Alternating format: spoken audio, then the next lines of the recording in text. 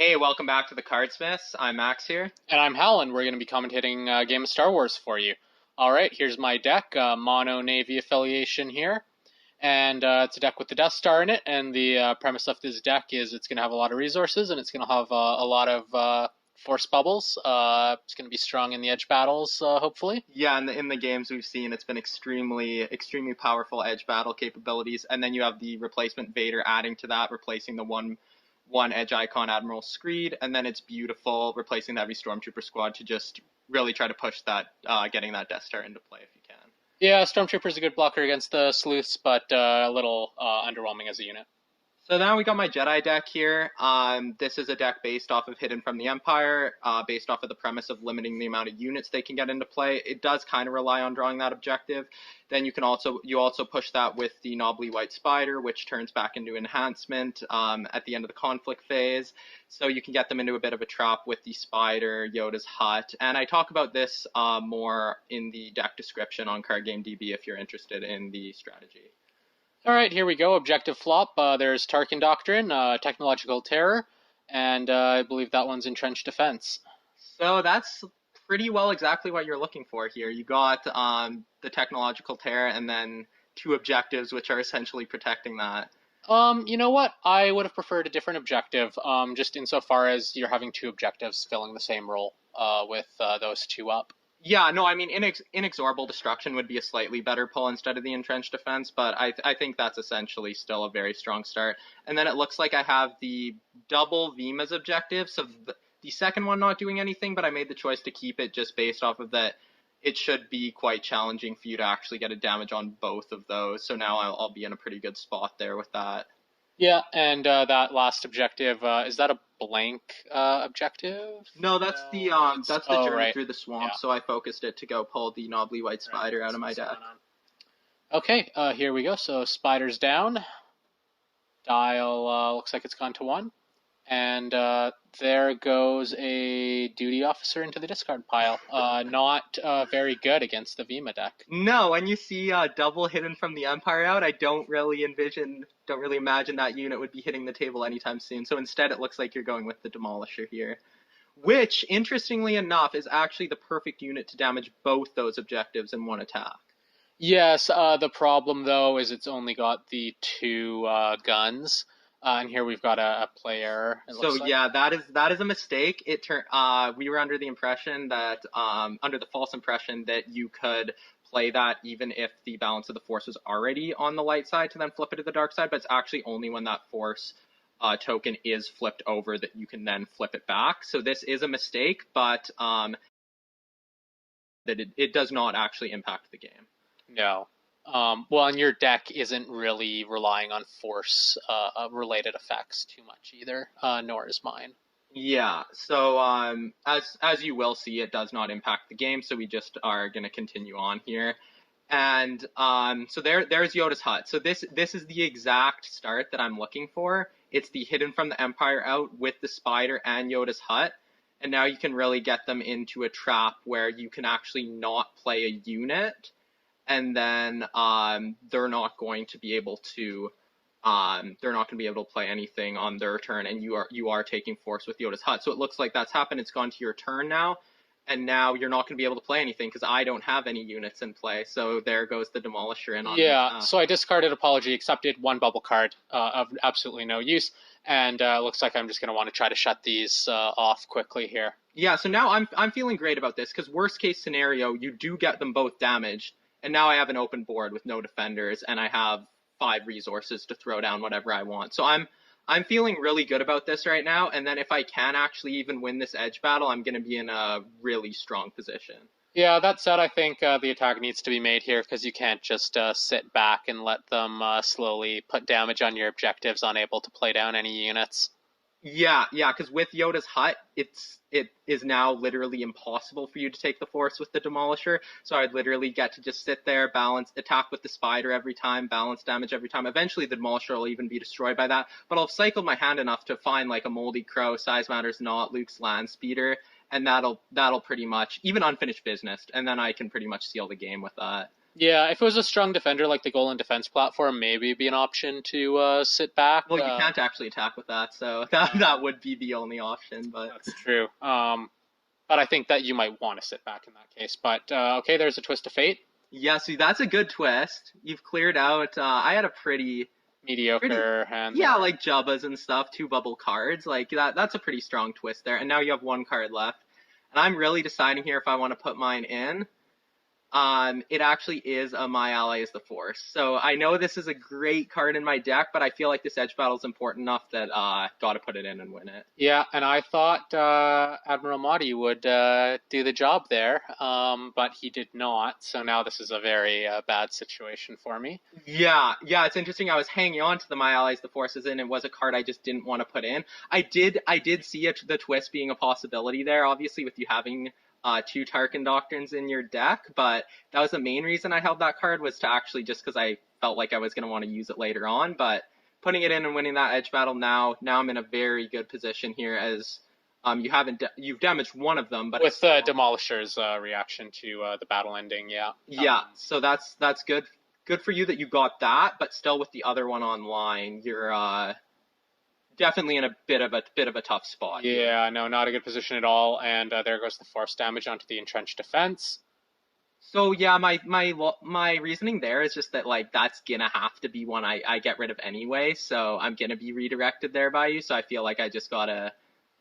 You're gonna be using that ability, so I just gotta go there and just take care of that one first. Yeah, now it's effectively a 5 health objective. Yeah, exactly. With the redirect ability, if I tried to go on technological tear, which is at 4, so, yeah, here, I mean, now I can just attack with Spider and focus out Demolisher even, which looks like is gonna be what's gonna happen. So, yeah, so now I'm really stuck. Yeah, so this is exactly the trap that my deck's looking to go for, is to just get you in this position where now on your next turn, you're not actually going to be able to play a unit, and the Demolisher is going to be focused out. So really in a difficult position. My deck, this is the ideal start that you could draw up with drawing Yoda's Hut. The Spider, you're typically going to be able to get the Spider, because you're either going to probably be able to mulligan into it, or even more likely, you're going to have the Journey Through the Swamp objective to get the Spider. So now I'm playing a Harassment, really just to get that card out of my hand, to cycle my hand a little bit. And I'm doing the same thing to cycle my hand, paying, I paid 1 to, is that... That's the Fleet Repair. Fleet Repair, Fleet Repairs, yeah. So, yeah, normally used for the edge bubbles, but... Yeah, I think we were actually joking during the game that I think that is the first time we've ever seen that card played. Yeah, to my knowledge, unless anyway. You've got a really hefty Star Destroyer, it's really going to be better to use the bubbles to win the edge battle than take, maybe 2 damage off. We also noted that it can't be used on the Death Star. Yeah, we thought that might be a strong play if they've gotten to like 10 damage on that to clear it. But so I don't think it can be used on the Golan either then, because the Golan is a space station. Yeah. So yeah, that's interesting that it comes in that set.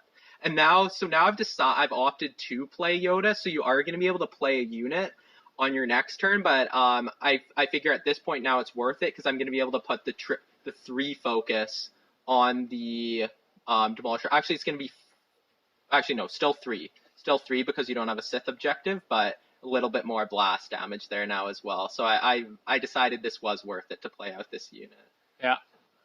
And obviously not much I can do, most likely. I do have all my resources, 4 of them open there, but and there's not a lot of tricks in my deck. Yeah, like that's just a frustrating spot for you to be in for sure, because you have the resources there, you have the cards in your hand, but just not able to play them. I think Sith, maybe, if that's a Sith deck, maybe there's a Force Lightning. I mean, Deadly Sight. Well, Deadly Sight offing the Spider, but that's not what you want to do, because Life Creates it can just bring it that back. But a Force Lightning. Well, I think it is what you want to do in this situation. Yeah, though. early on. Yeah, because I may actually. Speaking of Life Creates it's in the discard pile there, so that would be what you want to do. But yeah, now that's Yoda going in, laying down a nice amount of damage on looks like Technological Terror there. Yeah, 1 away from being gone. and the Demolisher, even after your refresh phase, still having 3 focus. So that's And I think it's safe to say that unit is probably gone for the game at this point. well, it's just a terrible matchup for my deck because you can see the Death Star Engineers are also completely useless. They're going into the discard pile. There goes a goal and defense platform. Yeah, we've already trying to slow down Yoda there. We've already seen just the amount of living resources you have in your deck, and that's actually now a Vima in response to that. So that's the last thing you want to see there. Yeah, that's not good because I have in fact spent all my resources on this turn, so I can't take advantage by playing another unit. Yeah, which is too bad. That's a good point because yeah, if you had 1 or 2 left and then we're able to play something else, but yeah, now I'm gonna be, if I do activate the spider, I'm gonna be at 3 to your 1 ready defender. So and that's the force balance damage, destroying the technological tear, which is actually really significant because it shuts off the Tarkin Doctrine being able to do anything this turn. Yeah, exactly. So now, at this point, now that Tarkin Doctrine is no longer online. Oh, there goes a useless edge card there. Not a fan of Jedi's Resolve. Jedi's Resolve. Yeah, that's right. That's what it is. That's a card that just... It's very underwhelming, and in this situation, it's completely useless. Yeah, with me winning the Force anyways. So there's a Valley of the Jedi, just putting that down in case this does go another turn or two. I want to have the resource option. And then Moldy Crow is exactly what I was looking for to try to close this game out. So Moldy Crow, and I'm going to have a resource available to use the Spider as well if I want to. So you're down to 4 cards in hand there? Yeah, just played out the Valley of the Jedi and the Crow this turn. And I only played the goal and defense platform, so I'm at 5. So yeah, I think I'm going to likely do 2 attacks here, and yeah, you're going to have to pick which one to block with the Golan. Yeah, the Golan is capable of blocking both of them. If it blocks the first attack here, uses its focus on the Moldy Crow, and based on where the shield's going on Vima here, the guns probably go on Yoda.